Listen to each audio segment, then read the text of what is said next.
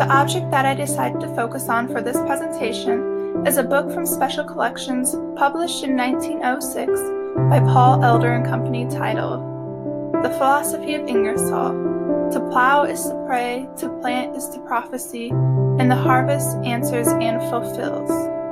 The book was edited and arranged by Vera Goldthwait, but as the title suggests, the content is all taken from the orations and writings of Robert G. Ingersoll. In the preface, Vera Goldthwait gives more insight to why he edited and arranged this text about Ingersoll.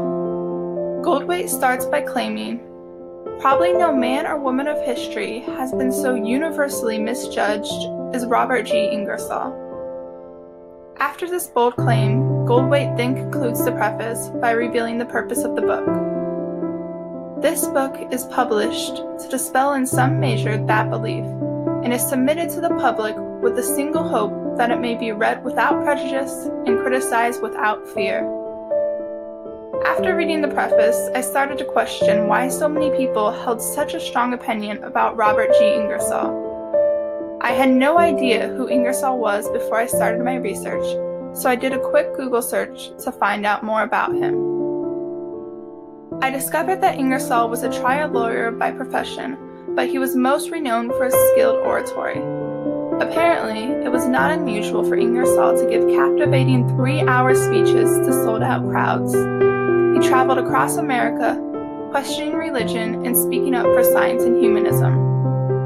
As a defender of agnosticism, he was given the nickname the Great Agnostic. With this in mind, I went to Special Collections to learn more about the philosophy of Ingersoll that inspired Goldthwait to arrange this book. First, the book is divided up by content, and each chapter includes selections from Ingersoll's writing and speeches related to topics such as nature, man and woman, civil rights, education, art, crime, and war.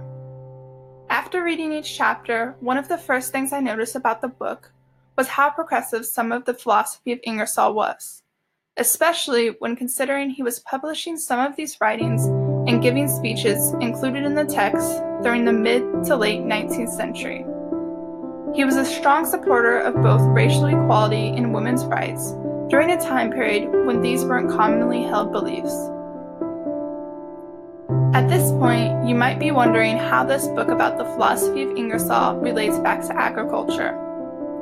I initially struggled making that connection myself, because once I started reading the book, I quickly realized it wasn't as focused on agriculture as the title seems to suggest. I went back to conducting more research, and that's when I made an interesting discovery. Ingersoll was a close acquaintance with another great humanist of the time period, who you may know of, Walt Whitman. This was definitely one of the most interesting revelations I made throughout the research process.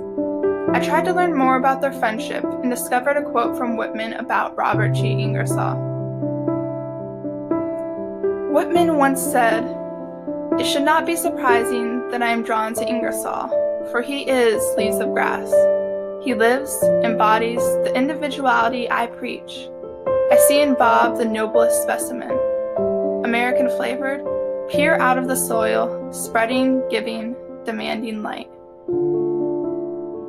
Additionally, it is said that Whitman considered Ingersoll to be the greatest orator of their time, and the feeling was evidently mutual because upon Whitman's death in 1892, Ingersoll delivered the eulogy at the poet's funeral. After learning about Ingersoll's relationship with Walt Whitman, I started to see connections between the orations and writings of Ingersoll included in this book and Whitman. This served as a foundation to deepen my understanding of the text's relationship with agriculture. Nature served as a strong influence in the lives of both Whitman and Ingersoll. Rather than following the word of the Bible, it is through their relationships with the natural world that they construct their own identities and philosophies about how to live a right life. For both Whitman and Ingersoll, nature is religion. This revelation helped me to understand the title of the book. To plow is to pray, to plant is to prophecy, and the harvest answers and fulfills. This quote from Ingersoll creates a strong association between religion and agriculture and I believe Goldthwait chose it as a title for the book he arranged because it is deeply revealing of the role of nature in Ingersoll's life. In the eyes of Whitman and Ingersoll, the laws by which man can and should live are plainly visible in the natural world. This belief is especially evident in a passage from the Philosophy of Ingersoll I discovered. All mistakes in nature have to be paid for, and not only do you pay for your mistake itself, but you pay at least 10% compound interest. Whenever you do wrong and nobody finds it out, do not imagine you have gotten over it. You have not. Nature knows it. In this passage, Ingersoll takes the idea of an all-knowing God to describe the relationship between man and nature. This passage also seems to have an eco-critical undertone that is present in some of Whitman's poetry as well. In the end, this book has forced me to examine the relationship between man and nature relative to my understanding of the American Georgic. This framework has prompted me to question ways in which the relationship between man and nature has evolved over time and the influence this has had on agriculture.